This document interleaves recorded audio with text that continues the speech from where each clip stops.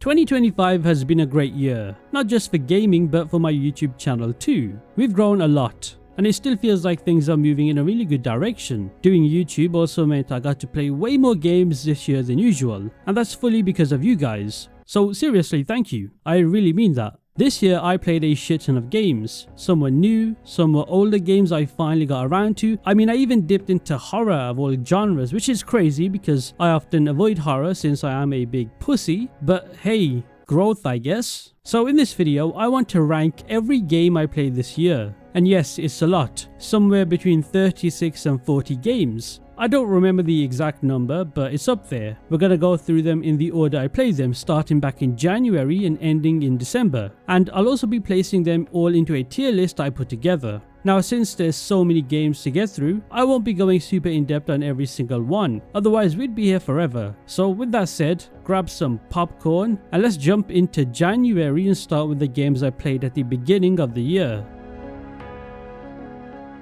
And so we begin the year by starting with Kingdom Come Deliverance 1. Now this was one of those games that had just been sitting in my library forever. I bought the game around launch and I never touched it, and every year I would scroll past it thinking, yeah, okay, maybe one day. And when Kingdom Come Deliverance 2 started getting closer, I figured, alright, it's about time I stopped pretending and actually play this game for the first time. And I'm so glad I did, because once it clicked, it really clicked. Now at first, I'm not gonna lie, the combat almost pushed me away. It's slow and very time consuming to master, but the moment I started understanding how it actually works, suddenly it became one of the most satisfying combat systems I've ever played in an RPG. The story was another huge surprise. It's very grounded and way more interesting than I expected. Same with the characters too. You know, Henry and Hans, a super fun duo to watch. The world itself is just fun to exist in. You know, exploring towns, seeing the most random shit in forests and alongside random roads. It all feels alive. Even the RPG side of this game too. It's the epitome of an RPG, especially how your choices actually matter. Stuff like gear degrading over time, or you know, NPCs reacting to the fact that you smell like shit because you haven't bathed. That level of detail is insane. So yeah, for me KCD 1 is an easy S tier. It does have flaws, and that's why it's not an S+.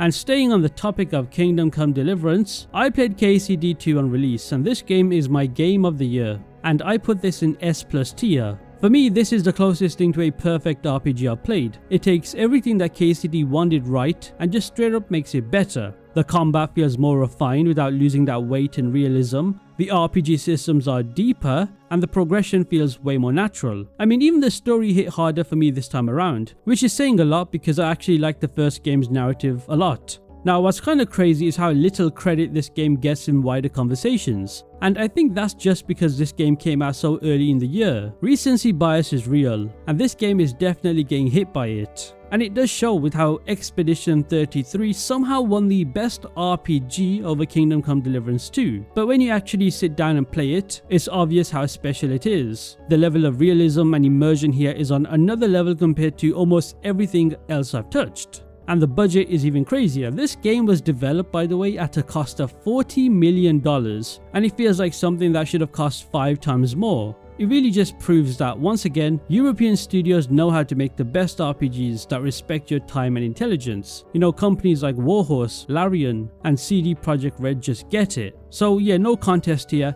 Kingdom Come Deliverance 2 is easily my game of the year, and the best game I played this year hands down. It's now March, and Assassin's Creed Shadows has just came out, and I'm putting the game in A tier. That's pretty much right in the middle for me. Now, coming off Kingdom Come Deliverance 2 as the last game that I played, I already knew I had to dial my expectations back a bit. But to be fair, that did not end up being a problem because I actually don't mind Shadows at all.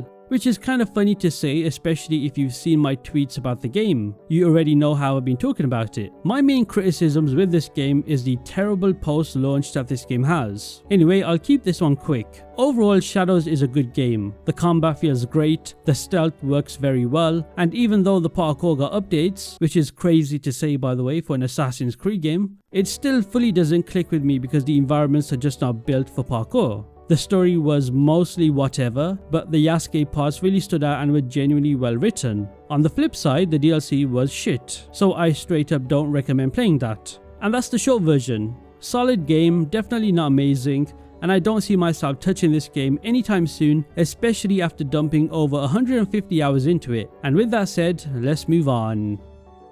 Moving on, we have Atomfall, which I'm placing in B tier. Now this game seemed like it had a great potential with the whole, British Fallout type of game, but it lacked a lot of things. The setting, however, is super interesting, and that whole mystery angle of what the hell is happening kept pulling me forward. I also like how it doesn't hold your hand with giant quest markers, which was super refreshing. The whole leads and investigation style progression is genuinely cool, and it makes it feel like you're actually poking around and figuring things out on your own. But then you get into the moment-to-moment gameplay and it starts to wobble. Combat is quite bad, not hard, just not satisfying. The AI is absolutely abysmal, and I kid you not, one of the worst AI detection systems I've ever played in a game. The stealth feels outdated, and overall it feels very janky. And yes, the price to playtime ratio is another thing, because it's not some massive 80-hour RPG. It's more like a shorter 15 to 20 hour game, and depending on what you expected, that can either be perfect or disappointing. So B tier for me. I enjoyed it, I don't regret playing it, but I'm not able to call it a must play either.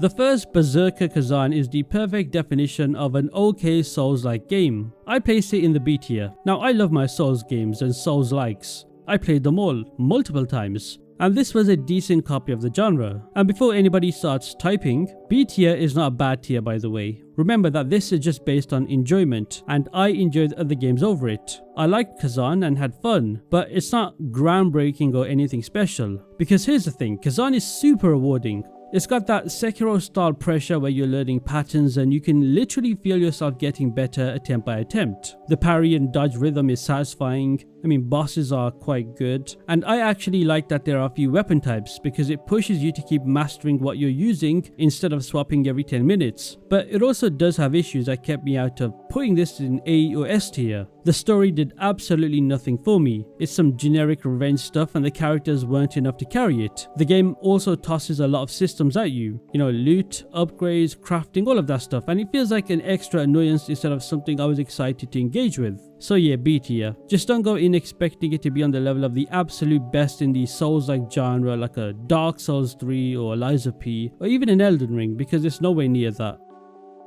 And now we move into April, and we start off with a bang. I decided to finally give Death Stranding a go, especially since it was on PC, and I'm mainly a PC gamer, and safe to say Death Stranding is an easy S+ tier. I always thought this game before I played it was just a delivery job walking simulator type of game, but wow was I wrong. Now yes, this game is not for everybody, and the gameplay loop sounds boring if you explain it, but the second you're actually playing it, it becomes stupidly addictive. There's so much into the gameplay, such as planning routes, managing weight, fighting the terrain, and figuring out how to get from point A to point B without eating dirt and destroying the cargo. And somehow Hideo Kojima turns that into a real challenge, as in the environment is the boss fight. Rivers, mountains, timefall, the whole world is constantly testing you. And when you finally pull off a perfect delivery, it feels stupidly satisfying. There's even parts of horror involved with the BTs. Now presentation wise, oh man, the story is incredible. And there were some scenes that made me, shed a tear with how powerful it was written. It was very much Kojima stuff with how weird and trippy it was.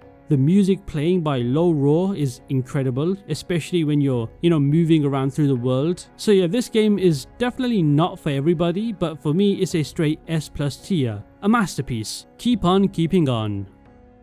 Now moving on, I decided to play Lost Records Bloomin' Rage. Now, this was a game that seemed right up my alley, as I love adventure story games with, impactful choices such as Life is Strange. And this game being made by Don't Nod, it was a no-brainer. But I'm gonna go ahead and place this in B tier. This game is not a bad game, but it's just one that I didn't really connect with well. The issue is that as a straight middle-aged man, okay, middle-aged makes me sound a bit old, I'm 25, watching young teenagers act very cringe for hours upon hours was just not for me. Now I love Life is Strange, always have, but this one is way cringier than anything in that franchise. That said, I don't hate the game. Not even close. I actually really like the vibe. The mystery is interesting, the atmosphere is super strong, and that whole nostalgic, moody tone absolutely works very well. It secretly gave me a bit of Life is Strange 1 vibes. Now there are moments where it really pulls you in and you can feel what they were going for emotionally. My problem has always been the writing and the pacing. Some characters just didn't sit right with me. There were certain scenes that felt awkward instead of emotional, and a lot of the dialogue had me checking out mentally. I still enjoyed parts of it and I don't regret playing it, but it never hit that Life is Strange peak for me. There is a certain audience for this game and maybe I'm not that audience. And the last game I played in April was Expedition 33. I mean, come on, this is straight up S+ tier. I'm still salty it robbed Kingdom Come Deliverance 2 of the best RPG game, but it very much deserved to be the game of the year. I have no problems with that. This game genuinely caught me off guard. I went in hearing all the hype, fully expecting the internet to be doing its usual thing where everybody calls something the greatest thing ever made, and then you play it and it's just fine. That did not happen here. Expedition 33 is really that good.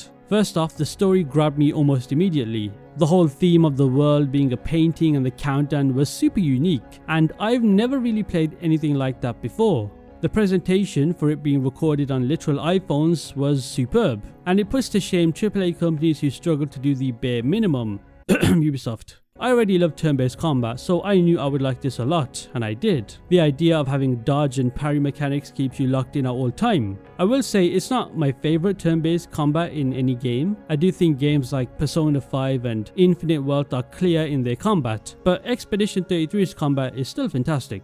The art direction is absolutely beautiful, and it deserved to win Best Art Direction at the Game Awards. I mean, even the music alone deserves its own tier if we're being honest. Are there flaws? Sure, but none of that mattered to me in the long run because the overall experience of this game is so insanely high that those issues just fade into the background. So yeah, Expedition 33 is one of those games that reminds you why you fell in love with gaming in the first place, and the story behind its development is truly remarkable.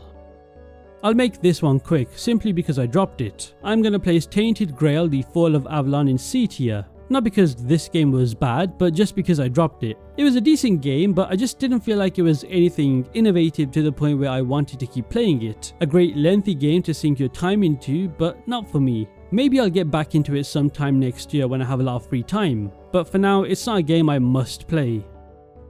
And now we move into June, and oh boy, Mind's Eye has been released. And yeah, let's put this game straight into the waste of time tier. It's funny because nobody knows this, but I was at the early access preview for this game, and I refused to make a video about it. This game launched in an absolutely embarrassing state. Performance was a mess across the board. I kept seeing, constant crashes, the frame rate was absolutely garbage, and there was bugs everywhere. It was worse than Unity's release and Cyberpunk's release. I literally saw cars randomly exploding, and things were just breaking so often that it stops being funny. And by the way, this wasn't just on low-end up setups either. People were having these issues on PlayStation 5 and even high-end PCs. Unreal Engine 5 did not save this game at all. If anything, it made the poor optimization more obvious. And even when the game is technically working, the gameplay itself is just bland. I mean, most missions boil down to driving for way too long just to trigger a cutscene. The combat feels awful, the AI is simply stupid. I mean, there's no melee system, which is crazy. The world is lifeless too. There's so many things you can say about this game,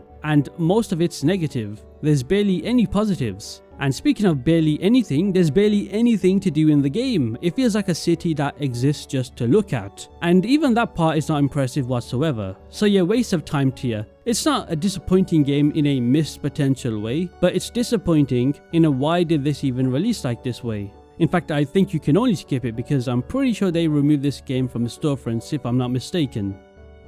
Now next up is Stranding 2, and yeah, this one is an easy S+ tier. This is straight up my second game of the year if KCD2 did not exist. And I know this is where people split hard. I've seen the discussions and I get why some people prefer the first game. The original game with the mystery, the isolation and all of that, you simply cannot recreate that shock again. But for me, Death Stranding 2 was better overall. Maybe the story was slightly weaker, but everything else feels improved on massively. I mean, traversal feels more fluid, and actually planning routes feels more intentional. When it comes to the actual gameplay side of the game, I was just more engaged the entire time. But yeah, as I said, story-wise it's different. It's less about that mystery and more about the emotions and the grief and the consequences, all of that stuff. And to be fair, that does work very well. This game hit me way harder emotionally than I was expecting. There are scenes in this game that genuinely wrecked me, especially early on. and Sam as a character feels more human here. I will say that BTs are not as threatening, which is a disappointment, and the idea of having so many vehicles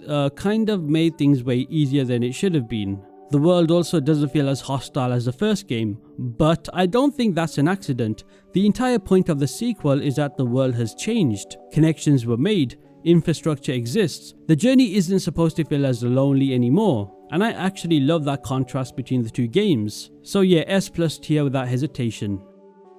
And now we move into July, and this is where I went absolutely hard on video games, because I played a lot this month. Now we start off the month with a very interesting game, and it's named The Awesome Adventures of Captain Spirit. But the only reason I played this game is because it's required to play Life is Strange 2. However, for a 1 to 2 hour game, it was okay, nothing special. So I put it in C tier. It gives context to the story of Life is Strange 2 with a certain character. And speaking of Life is Strange 2, I played Life is Strange 2 for the second time this year, because the first time I played it was back at launch. But I simply forgot everything about the game. But now I finished it again, and I like it. I placed it in the A tier. In fact, it's my third favourite game in the Life is Strange franchise, just behind Life is Strange 1 and True Colors, which may be a surprise because not many people like True Colors. I love the dynamic duo between Sean and Daniel. Their bond is super interesting to invest in, and even sometimes pulls at you emotionally. That older brother pressure feels real because you're not making choices for yourself. You're basically raising a child in real time. You know, every decision has real meaning because you're shaping who Daniel becomes, and choices in this game matter a lot. And when this game hits, it really hits. I also respect how grounded it is. It goes straight into the heavy stuff like, racism, fear, and how ugly people can be when they think they're right. It's not always a fun playthrough, maybe it does drag on for too long, but it feels fun for the most part. Oh, and the idea of a road trip structure was done very well. New places, new people, new problems, constantly changing. But it all feels connected by that one goal. This game right here surprised me. I played Dead Island 2 for the first time, and I'm putting it straight into S tier, which is insane because based on other people's opinions, a lot of people don't actually enjoy this game.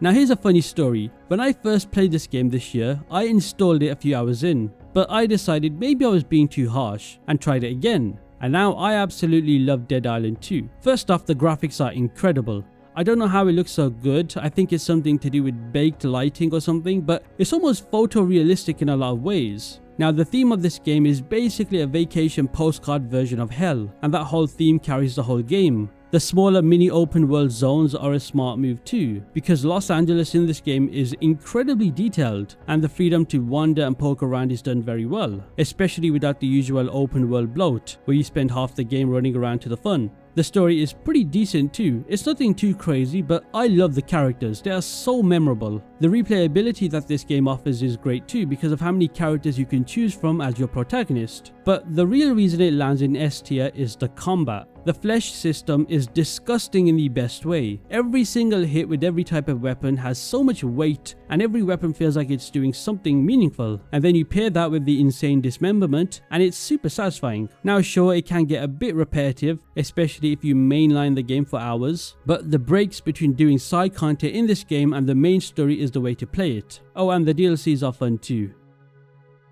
And also in July, I decided to dabble into the survival horror genre, and I started the entire Resident Evil franchise. So I'll try and keep this entire Resident Evil part of this video brief, as I do plan to eventually talk about these games more in depth in another video. But starting off, we had Resident Evil 1 Remake, which I'm putting in S tier, which by the way is crazy to say out loud because I'm the biggest P word when it comes to anything horror. The only horror game I ever played was Slender back in 2011, and even then I was sweating. Now when it comes to Resident Evil 1 Remake, the game is old, but it holds up stupidly well. The mansion is straight up one of the best game locations I've ever explored. It's like a puzzle box that slowly makes sense the more you push into it. The fixed camera angles annoyed me at first, I won't lie. But then I realized that they're the whole reason the tension works very well, and every hallway inside this beautiful mansion feels like something bad is about to happen. And I mean, most of the time it does. When it comes to the story, I was invested fully from start to finish. The remake also adds some genuinely great ideas. There's enemies named Crimson Heads, which completely changes how you think about enemies. Killing a zombie is no longer enough in this game, because if you don't burn the body, then congratulations, you just created a faster nightmare for later. I do wish I got into this franchise years ago because I see the hype now. Limited resources, smart exploration, puzzles that actually make you think. I was told that this game respects the original while making it better in almost every way. So yeah, for me, the first Resident Evil game that I played is an easy S tier for sure.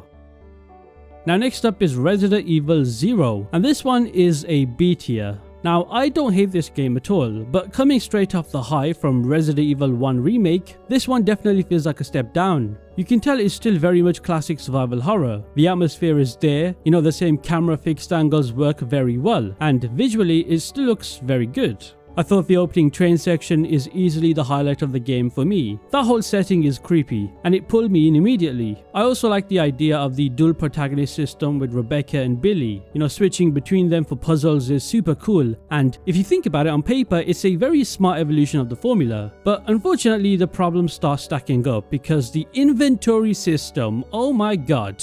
The inventory system is a shit show. There's no item boxes, which I thought was a weird decision, and because of that, it turns the whole game into constant backtracking and item juggling. So yeah, instead of feeling tense, it just felt annoying. I also dislike the partner AI, because half the time I'd leave them idle just so they would not waste any ammo. When it comes to the story, I will admit it didn't really grab me as much compared to RE1, and some of the enemies were pretty forgettable. Now this is not a bad game, but compared to the first game I played, it just didn't hit the same level of hype. Now I'm not sure if that's a common sentiment. So yeah, Resident Evil 0 is a B tier.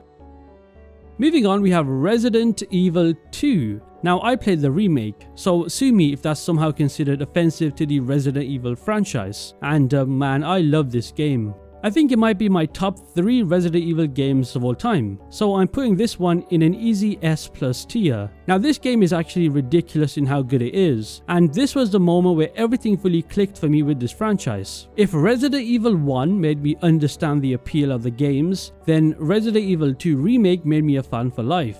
Now first off, the atmosphere is unreal. The RE engine is doing some dark magic here. I saw the comparisons from the original to this remake and wow, it's an incredible difference. The lighting, the way the police station feels like it's always watching you. It's super creepy from start to finish. And then there's Mr. X, and holy shit, one of the scariest enemies I've ever dealt with. Just hearing his footsteps get louder and louder had me genuinely panicking. And remember, at this point, I don't even play horror games at all. Now gameplay wise, it's perfect survival horror for me. Shooting feels great, and resource management is always on your mind. The flashlight barely lighting anything makes it somehow even worse, in the best way. And as for this story, I love it. It's not overdone, but it's super strong. And Leon and Claire are both really likable characters. The whole concept of, playing as 2 perspectives in a story was done very well.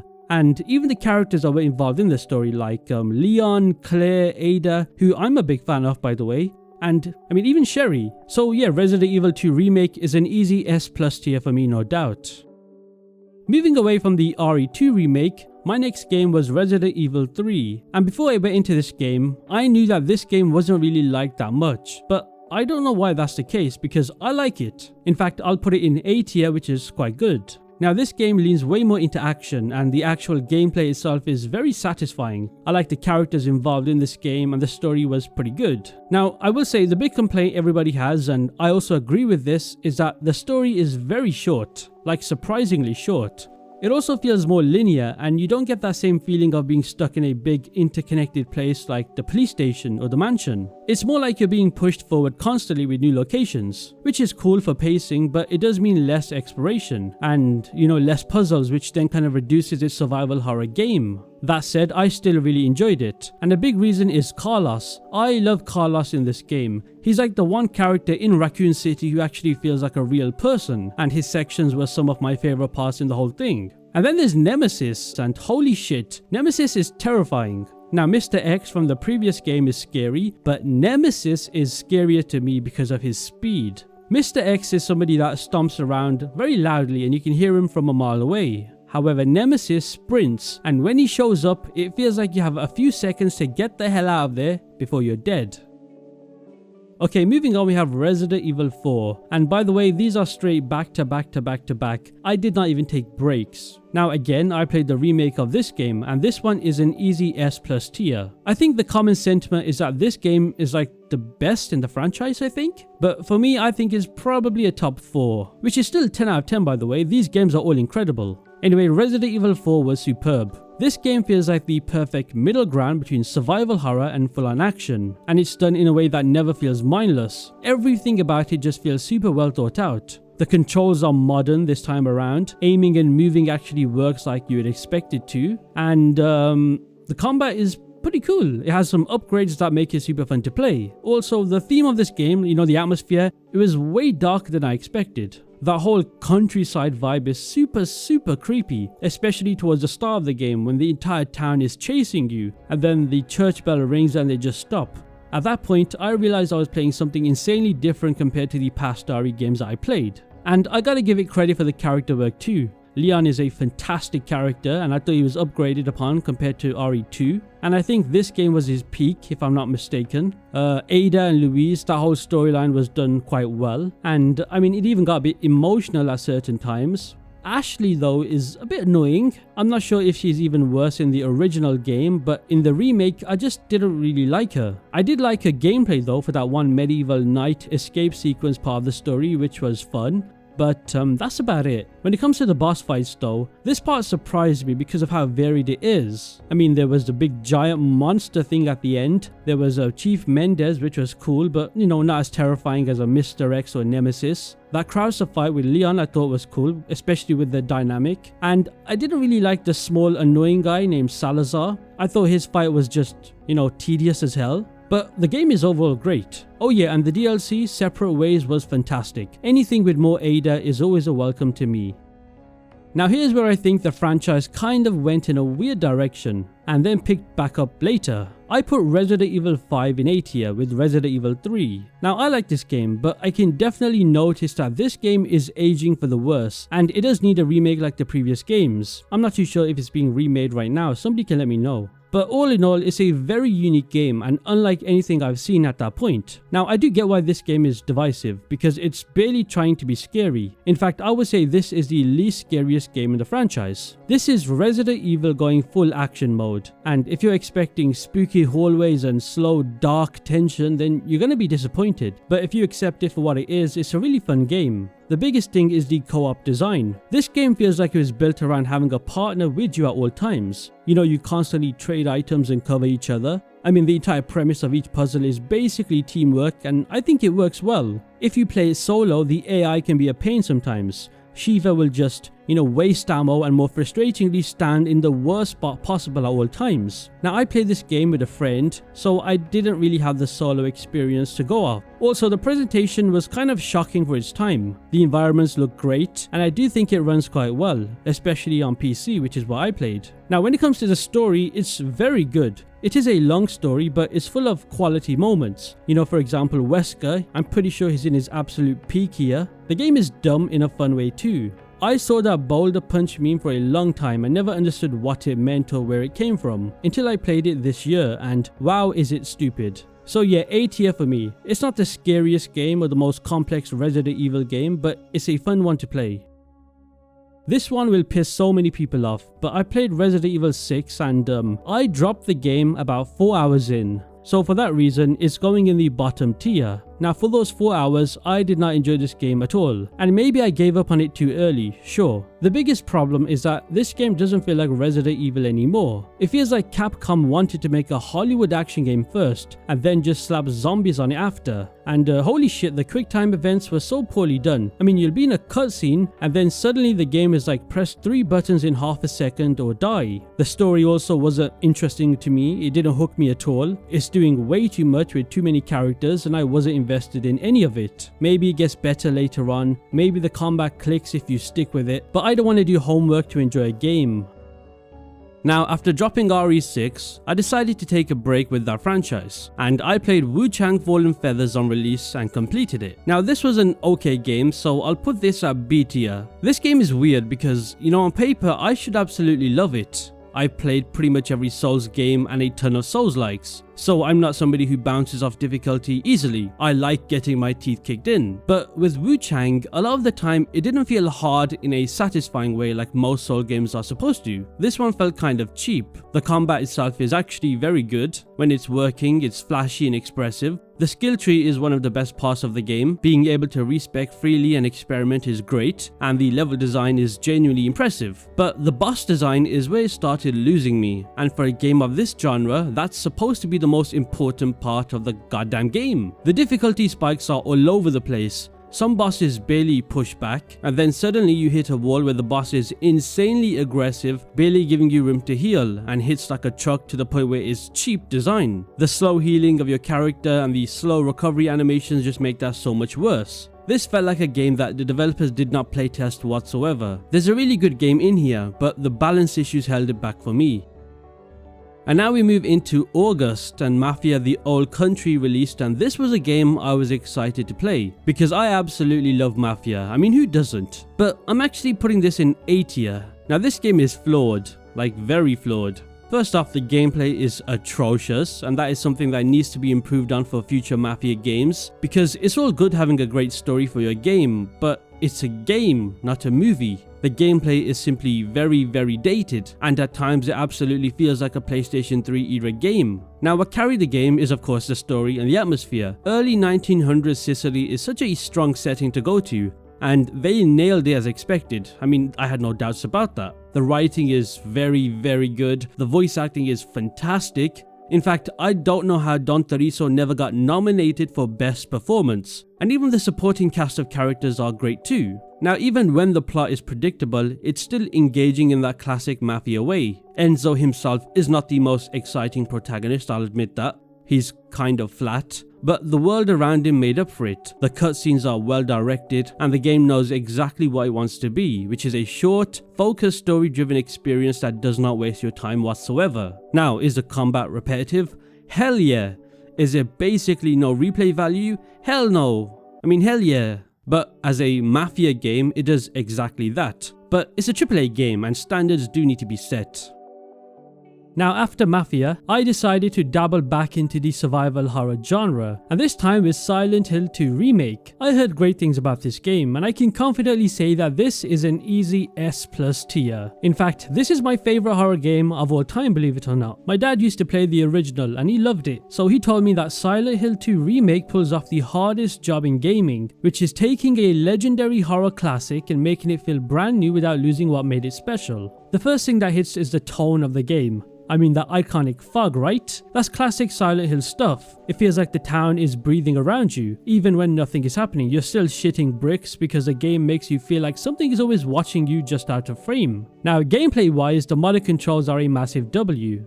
Dodging and quick turns make it feel playable in the best way possible. Combat can get a bit clunky and a little repetitive, but it's survival horror. I don't expect Sekiro combat in this type of game. You're supposed to feel vulnerable. And when it comes to the story, I mean, this is where the game shines. The story is super depressing. Like, very depressing, and it hits you, especially when you realize the importance of all the characters that you meet and how they relate to James. Maria, Angela, Eddie, Laura, each one was written perfectly, especially Maria with her being the manifestation of James's guilt. So yeah, easy S tier for me for sure. I love this game so much. Now we move on to September because August was a dry month for me personally. But this year in September, Cronos The New Dawn is an easy S tier. In fact, this game is my sleeper hit of the year, and this game deserves so much more respect than it gets. Cronos The New Dawn felt like a love letter to classic survival horror, but without feeling outdated or clunky. Now, from the jump, the atmosphere of this game is second to none. One of the best atmospheres I've ever played. The environments and level design are creepy and full of little details that reward you for slowing down and actually exploring instead of sprinting forward like it's an action game. The combat is where Cronos really shines. This game is very brutal survival horror to the point where it does not reward you in terms of resources. So all the stuff you'd expect like ammo, healing, etc. all of that matters so much. Even the mechanic around burning enemies so they don't merge is genius. Now one thing I love about these types of games is the level design, and Cronos feels perfect in that regard. In fact, the level design feels interconnected in a way that encourages smart backtracking. I also love the story. You play as a traveler that was sent back to 1980s Poland to extract the essences of people before a cataclysmic event occurs. And the game puts you in with no context at all. Literally no context. So it's super fun when you're reading notes and listening to audio logs. Now yes, it does wear its inspiration on its sleeve very clearly, but this game executes them so well that I didn't care. For a non-Capcom horror game, this one right here is top tier. Bloober absolutely cooked with this one. A few weeks after Cronos The New Dawn, my most anticipated game of the year came out, and this was Dying Light the Beast. I'm a huge fan of the franchise, as seen by my past videos on the games. I had super high expectations coming into this, and those expectations, were they met?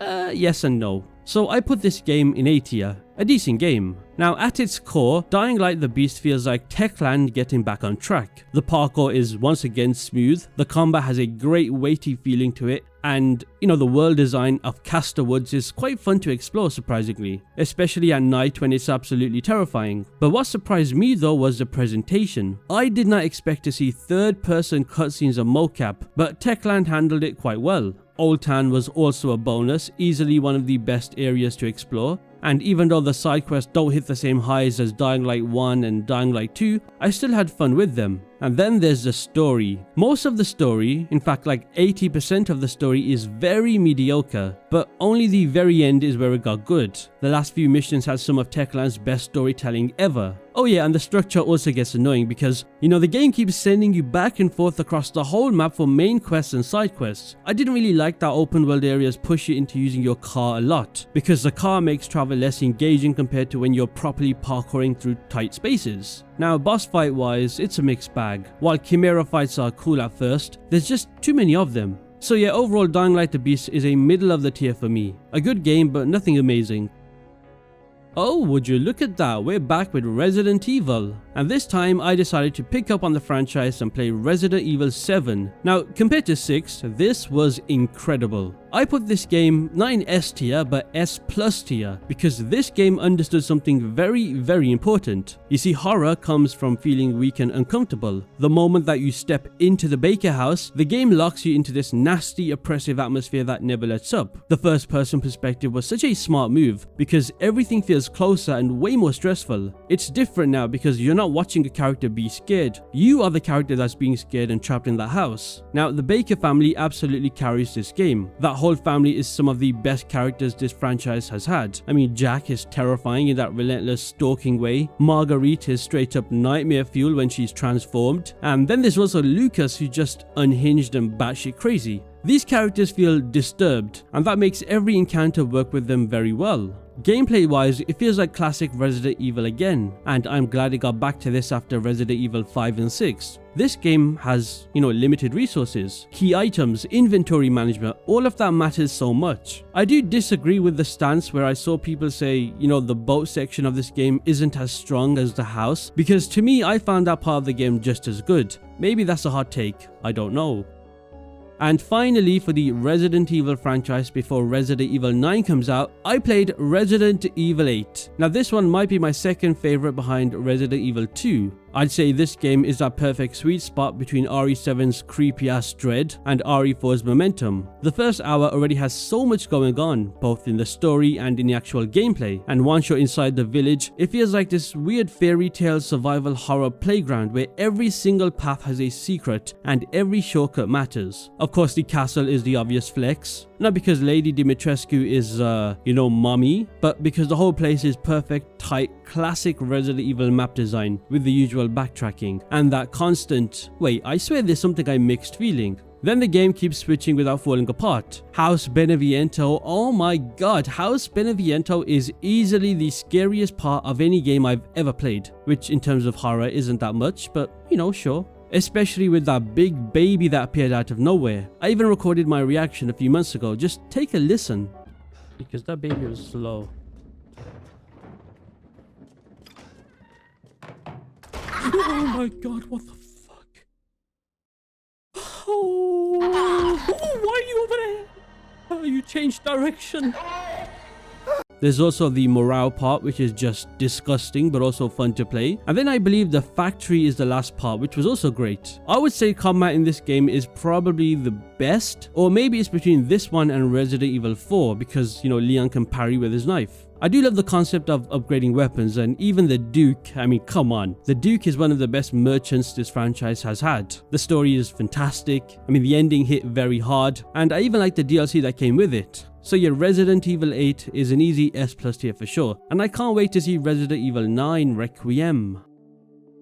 After Resident Evil 8, I decided to buy Silent Hill F at launch, especially as a fan of Silent Hill 2. Now, I do plan to play the other Silent Hill games when I have the chance, but for now we have Silent Hill F, and I'm putting this game in B tier, which may seem low to most people, but I did not like this game that much. Of course, it's not a bad game, not at all, but I just think it's a bit overrated. I will give credit where it's due though. Visually, the game is stunning. The Japanese setting works well for a Silent Hill game, I think. The monster designs, all of that is genuinely very nice. There are moments where it looks disgusting in the right way, and the atmosphere early on does feel unsettling as it should, especially in the farm field. The story though had an interesting idea. It attempts to tackle heavy themes like social pressure, marriages and stuff like that. And on the surface that's very Silent Hill, but actually playing it is where things fall apart. I thought the game lost its focus halfway through with the whole werewolf aspect and the ritualistic stuff, which I just didn't like at all. The combat is awful, and the game forces you into way too many fights for a franchise that's supposed to thrive on that feeling of dread and suspense. By the second half of the game, it turns into constant enemy waves, weapon breaking even, inventory juggling, and it just becomes an exhausting game instead of scary. I mean, you literally have timed counterattacks, stamina bars and stuff like that.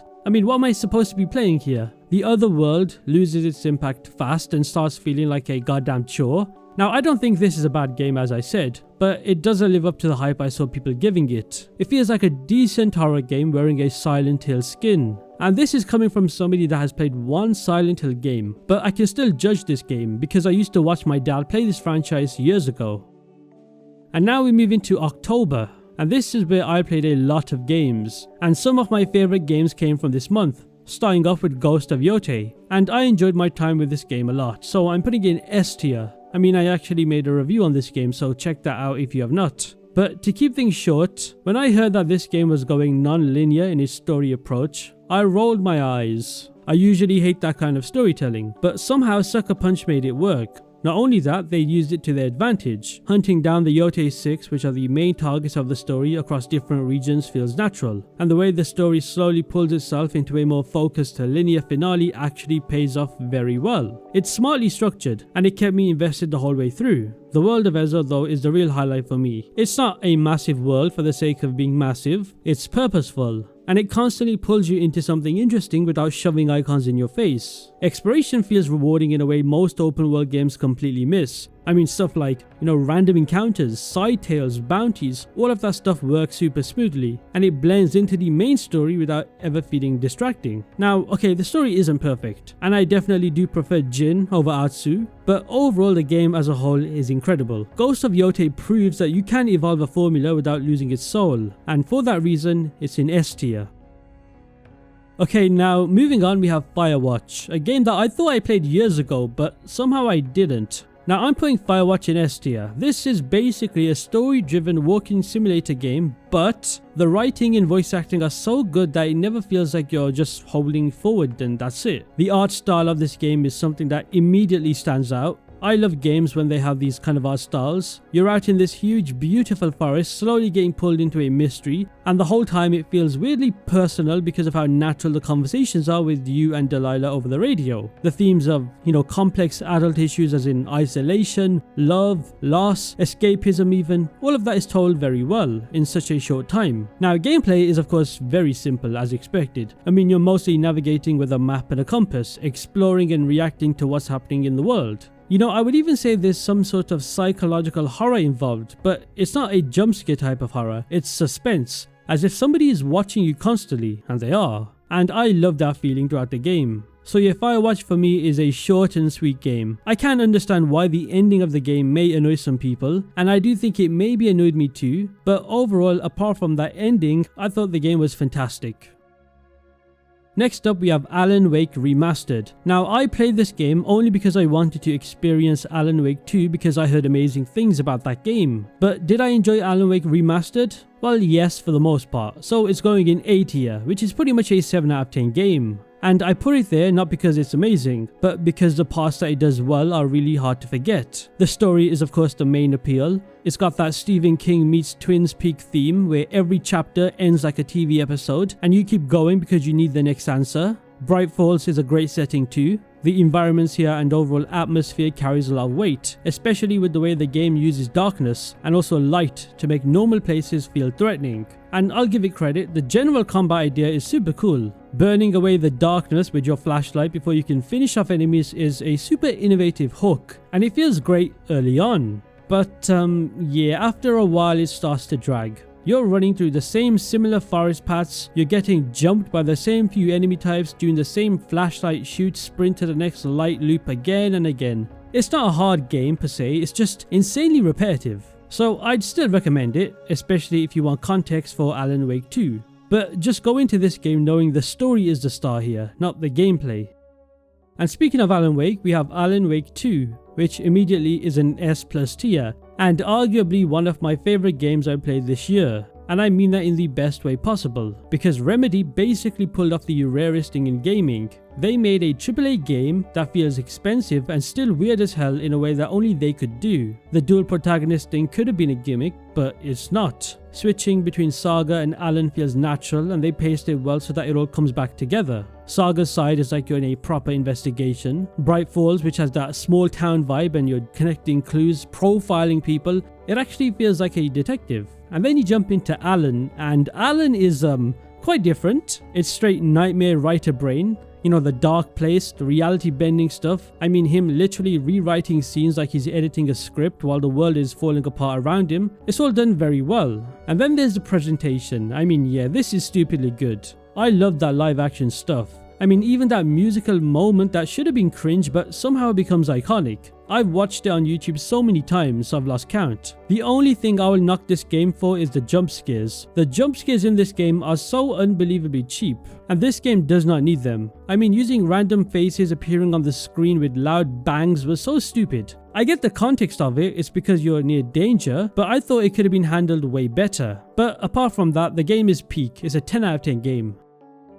This game right here surprised me. I played Dispatch this year and I love it. I'm putting this game in S tier. And yes, I already know what some people are gonna say, it's barely a game. And to be honest, I kind of get it, but also I don't really care. Because what Dispatch does well, it does insanely well. This game feels like sitting down and binging a really good animated TV show, except you actually have some control over how things play out. The writing is the biggest carry here. The dialogue feels supernatural, as it's dialogue that you would expect to hear in today's day and age, and it feels very normal if anything. I mean, the humor actually works very well, and when it wants to get serious, it doesn't pull its punches. I genuinely cared about these characters way faster than I expected to. Now, I'll be real, I'm not completely blind to the appeal. A big part of why this game has gotten so much attention is because they brought in huge YouTubers to voice characters, and that instantly sells people on the game. I mean, if your favorite creator shows up in a game, you're probably going to be hyped too. That's just human nature. But for me, I saw past this. I didn't like Moist Critical's voice acting, and I also did not like Jacksepticeye's voice acting either. And maybe that's on me because I've been hearing these guys' voices for years on YouTube, so I can't unhear the YouTuber when they talk, but it just pulled me out a bit. That said, outside of those two, I honestly thought the rest of the cast was incredible. Even moments where nothing big is happening still feel fun to watch because the performances are doing so much work. Now, gameplay wise, yes, it's light. The dispatching system is super fun and weirdly addictive, but it's not deep enough to carry the whole experience on its own. But for me, that did not ruin it whatsoever because I wasn't playing this game for gameplay. I was playing this game for the amazing story and choices, and it delivered on that front. And now I want a season 2.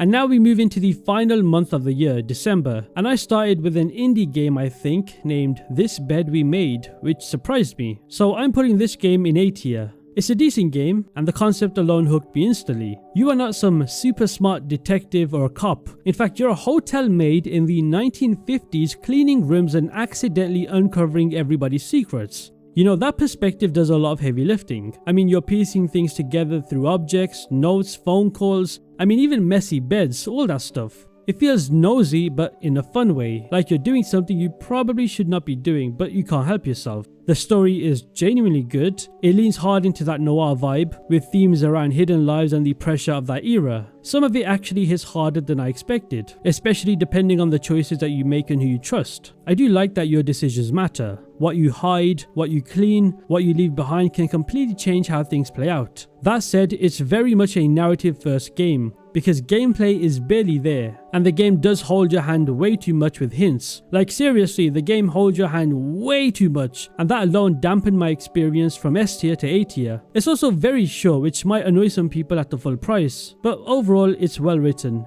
and different enough to stand out.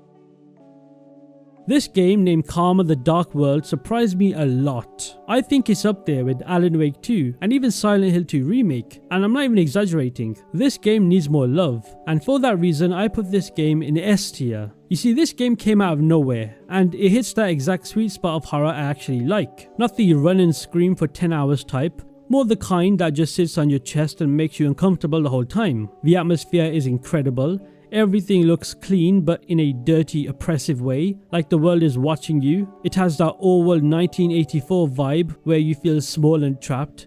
Half the time I was just walking very slowly because every hallway felt like it was hiding something, even when nothing jumped out. Story-wise, this part was the highlight for me. It's super creepy, but also kind of surreal feeling with the whole fever dream logic, where you are not always sure what's real, but you still want answers. And the voice acting is genuinely top tier, like way better than I expected from an indie horror game. Gameplay is pretty simple. It's mostly exploring and solving light puzzles, but there's a mechanic that involves a camera, which lets you see things differently. I thought that was a really cool touch. My only issue with this game is the ending. I liked it, but I also finished it and went, wait, is that it? Because I wanted a bit more clarity, or at least a stronger payoff. Still though, for an indie horror game, it's an easy S tier.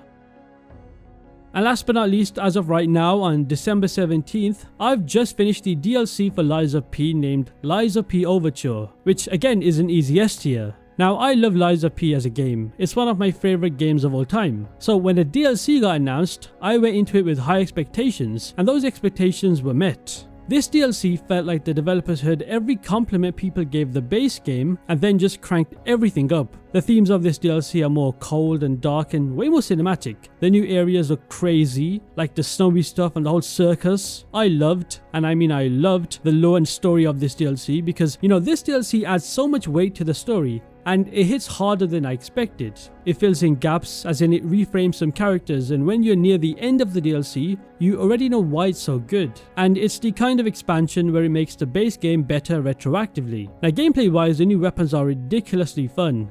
They introduced a bow and arrow, which I thought was quite interesting. The bosses are a huge bonus too. Some bosses are legit top tier fights, and absolutely shit on the bosses in the base game in every possible way. Okay, maybe except for design. I think the design of the base game bosses are better than the DLC bosses. Even regular enemies in this DLC hit like they are the boss, and I do believe that was a common complaint that they've now fixed. The only real downside is that you might finish this DLC wishing it was longer, especially for the price. But because the quality is so high, I didn't feel robbed at all. I finished this DLC more hyped for the future of Lies of P than I was before I started, and I'm excited to see what NeoWiz is cooking up.